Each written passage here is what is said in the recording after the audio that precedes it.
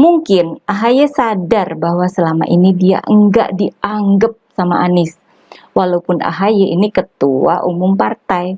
Jadi terbitlah pertanyaan yang memancing keributan itu.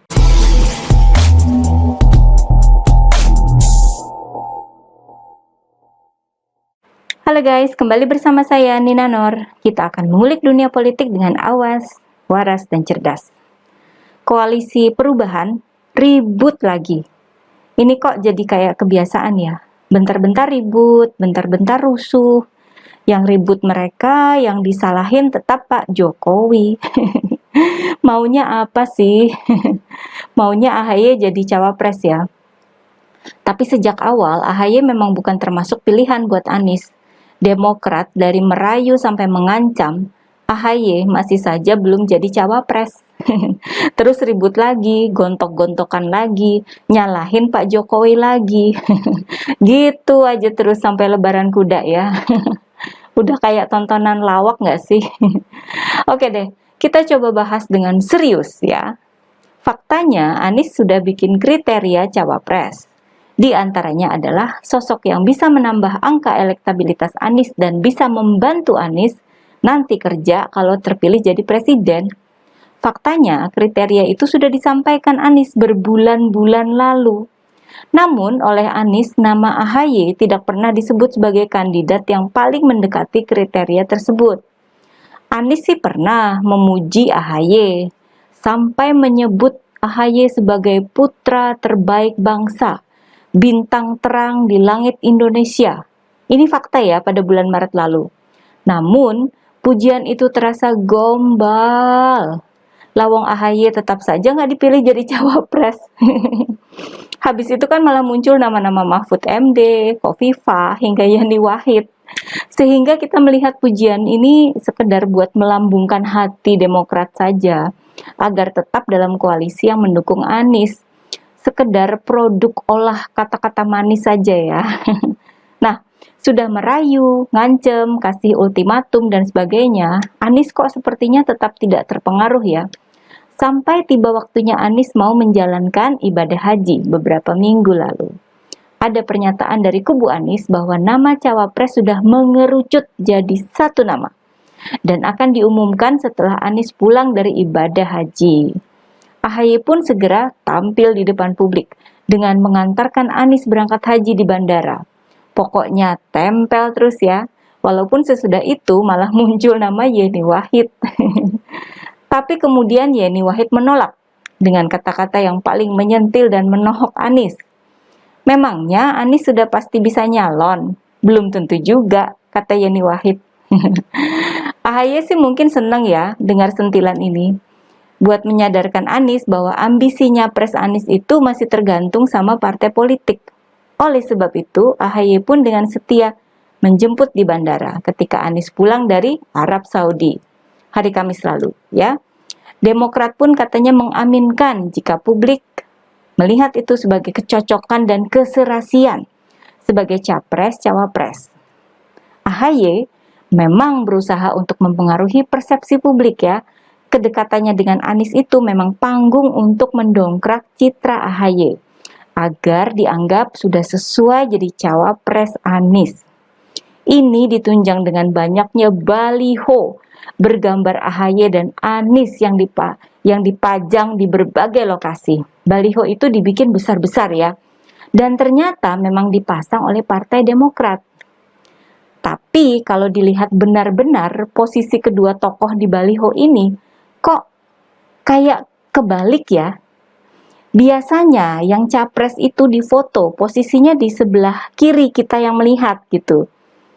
Sesuai dengan penyebutannya, misalnya baliho pasangan Jokowi, Ma'ruf Amin.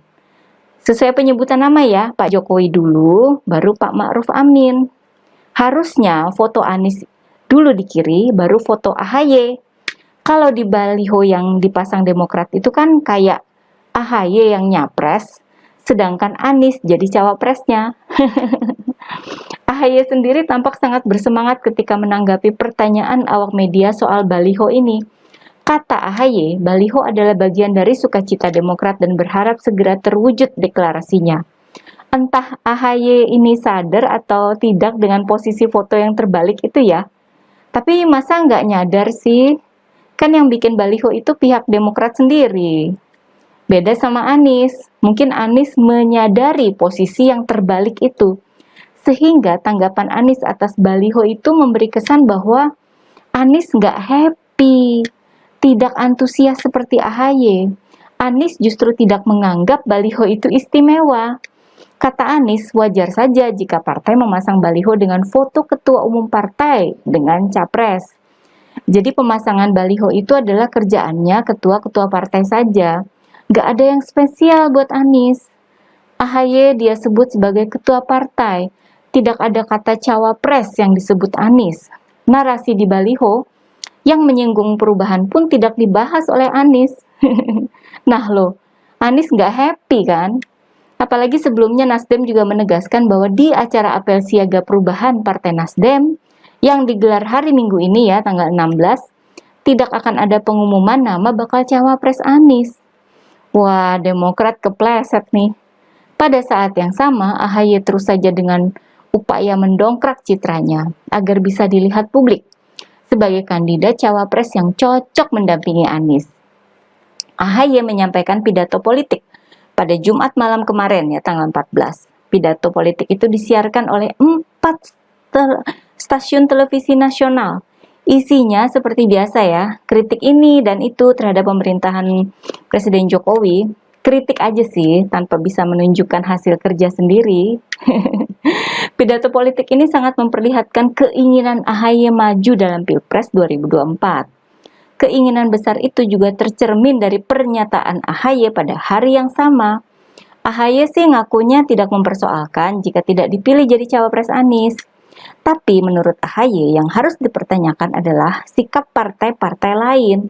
Biasanya kan Demokrat yang ditanya, kalau AHY tidak jadi cawapres, apakah Demokrat akan cabut dari koalisi? Kata AHY, harusnya pertanyaan itu dibalik. Kalau Anies menetapkan AHY sebagai cawapres, apakah partai-partai lain ingin pergi? Bentar-bentar, katanya nggak masalah kalau nggak jadi cawapres. Tapi kok pertanyaannya gitu ya, kalau dipilih jadi cawapres? Oke lah, anggap saja Mas AHY ini sangat optimis ya, bahwa dialah yang bakal dipilih jadi cawapres. Pertanyaan AHY ini malah memicu rusuh ya. Ya mungkin AHY juga sebenarnya sudah tidak sabar menunggu pengumuman cawapres Anies. Mungkin AHY juga sempat mendengar tanggapan Anies terhadap balihonya yang terkesan tidak memperdulikan keinginan AHY jadi cawapres ya. Mungkin AHY sadar bahwa selama ini dia enggak dianggap sama Anies. Walaupun AHY ini ketua umum partai. Jadi terbitlah pertanyaan yang memancing keributan itu. PKS sih masih menanggapinya dengan kalem, menegaskan bahwa komitmen PKS terhadap kesepakatan koalisi tidak pernah luntur. Kalau Nasdem agak beda, menanggapi dengan cara membalas lagi, terkesan agak panas gitu ya. Waketum Nasdem Ahmad Ali menegaskan kembali soal mandat Anies untuk memilih cawapres. Cawapres Anies dia sebut sebagai orang yang bisa membantu pemenangan.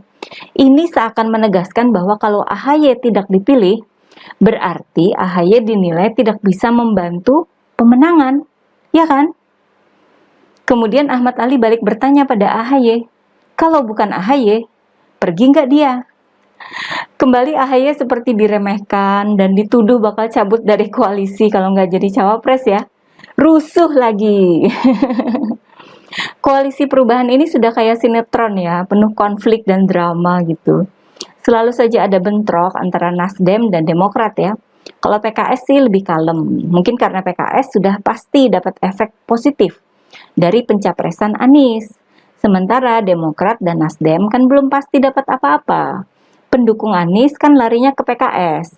Para kader, pendukung dan simpatisan Nasdem kan terbagi-bagi. Banyak juga yang nggak suka sama Anies. Sedangkan untuk Demokrat, jika AHY nggak jadi cawapres, ya kemungkinan besar nggak dapat efek apa-apa. Jadi sebenarnya koalisi ini cukup rapuh dan rentan ya. Sudah gitu, seperti yang saya sebut dalam video sebelumnya, AHY memang bukan pilihan yang ikhlas buat Anies. Jika nanti memang terpilih jadi cawapres, Bisa jadi Anies hanya setengah hati memilih AHY karena terpaksa aja biar koalisi nggak bubar dan Anies bisa tetap nyapres. Oke deh guys, kita lihat perkembangannya nanti ya. Begitulah baliho-baliho. Jangan lupa like dan subscribe channel Siwar TV ya. Kura-kura memang juara.